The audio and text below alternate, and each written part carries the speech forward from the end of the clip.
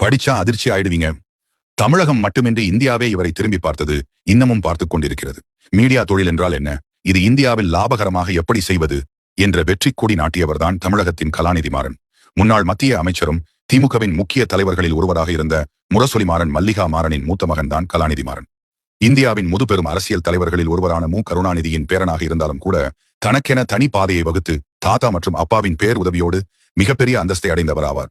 இந்தியாவின் தற்போதைய நிலையில் அதிக ஊதியம் பெறும் தலைமை செயல் அதிகாரி பட்டியலில் முதலிடத்தில் இருப்பவர்தான் இந்த கலாநிதி மாறன். சுமார் 170 கோடி ரூபாய் வருடத்திற்கு இவருக்கு சம்பளம் மட்டுமே கிடைக்கிறதாம் என்றால் பார்த்துக் கொள்ளுங்கள்.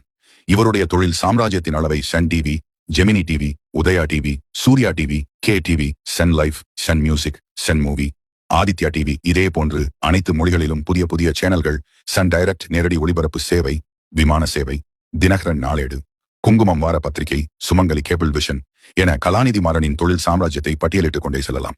சமீபத்தில் செர்ரி ஃபைபர்நெட் என்ற நிறுவனத்தையும் தொடங்கி நடத்தி வருகிறார். இத்தனை 1000 கோடிகளுக்கு அதிபதியான கலாநிதி மாறன் ஆரம்பத்தில் என்னென்ன தொழில்கள் செய்தார் தெரியுமா? தற்போது எந்த ஒரு விஷயத்தையும் சாதிக்காமல் பெருமைப்பட்டுக் கொள்ளும் பலருக்கு இந்த தகவல் அதிர்ச்சியை கூட அளிக்கலாம். இத்தனை செல்வாக்கான குடும்பத்தில் பிறந்துவிட்டு கலாநிதி மாறன் லயோலா கல்லூரியில் படித்து முடித்தவுடன் அவரது தந்தையும் அவரது தாத்தாவும் அவருக்கு கொடுத்த பணி என்ன தெரியுமா?